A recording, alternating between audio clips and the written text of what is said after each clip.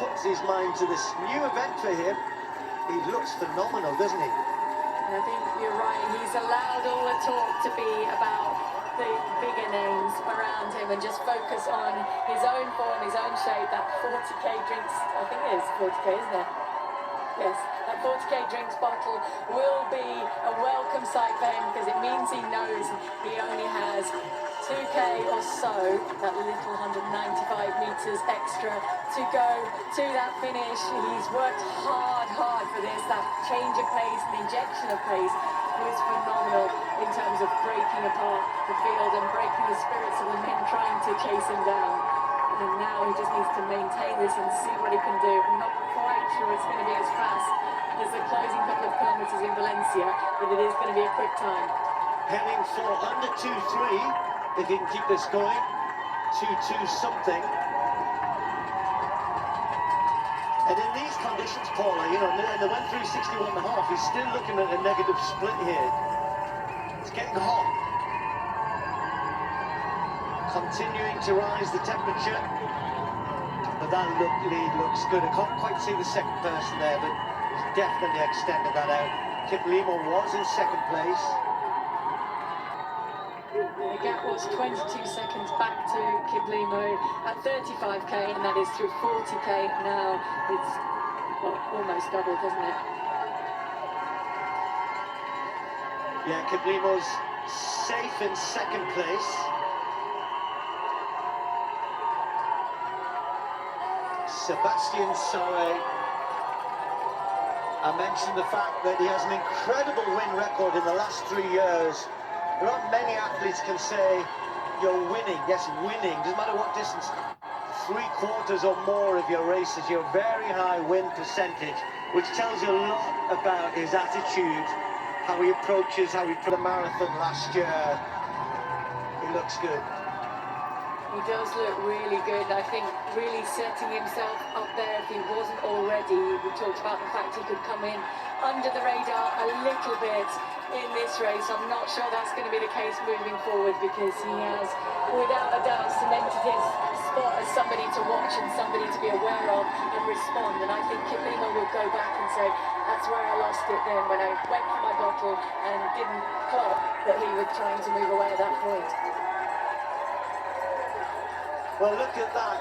What a beautiful sight and what an incredible feeling for Sébastien Sauer.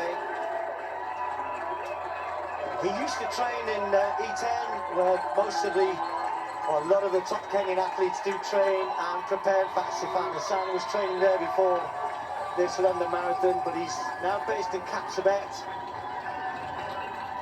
Said his biggest influence was his uncle, who's actually used to run 800 meters for Uganda, and his uncle was in the Olympic final, I think, in Beijing with David Rudisha and all of those, and he said he was my biggest influence. He's the one who painted a picture for me that I could be a great runner. And look at this, heading for the biggest win of his career. Yes, he won in Valencia, that was big. Yes, he's won the World Half Marathon Championships, but this is a place, is a race that resonates around the world. Winning London is something you stick on your CV for your whole career, and he's heading that way.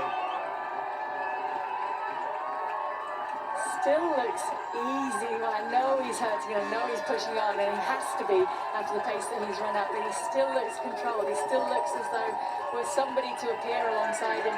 At this point, he would be able to lift it that little bit more, despite the fact that here, almost every couple of 100 metres from here is marked. They see 800 metres to go, they see 600 metres to go, 4, and then they make that turn and they can see the finish ahead of them. So he is trying to run as quick as he possibly can here on this course today, but he's also clearly taking the time to savour this victory, savour the calibre of the athletes that he's beaten, and to take in some of that phenomenal crowd that is unique and special to this life.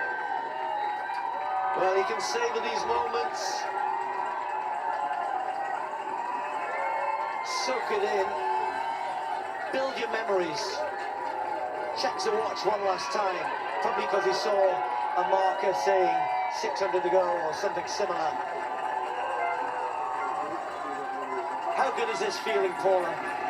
You're so tired, but at the same time, I think you really want to stockpile those memories and keep them, because there are times in training, there are times in racing when you need to draw on that psychological boost of a good feeling, and this is one of those good feelings that lasts for a while.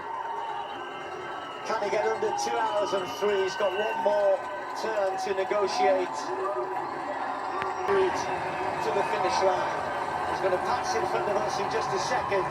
The crowd's rising to this superb performance from Sébastien Sauer. He's tired, but he is putting the race of his life here. He would have dreamt about this. He would have planned it, definitely. Would have thought about it. But when you know that behind you, you've got the greatest of all time. You've got the Olympic champion. You've got last year's winner. And he's beaten them all.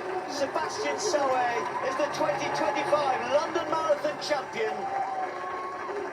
2 hours, 2 minutes and around 26 seconds. One of the fastest we've ever seen in London. And he made it look so easy. What a performance from Sébastien Sauer. Genuinely impressive. Really, really impressive. Very, very impressive, and he did run negative splits, but more importantly, I think he sacrificed a faster time to beat this man coming around the corner now in Jacob Kiplimo, who's maintained strongly, but he was broken by the soccer at the finish, but he might have also brought Kiplimo with him, and he managed to sew up that victory with that surge there. It's a strong debut from Jacob Kiplimo. That's a very good debut from the world record holder in the half marathon. Not good enough to take on Sauer, but beating everybody else, beating the great champions. And that is a solid, very solid first marathon performance for Jacob Kiplimo. He'll be delighted with that, I'm sure. And let's face it, he's only going to get quicker when he gets to know this event. They'll miss the break by very well indeed.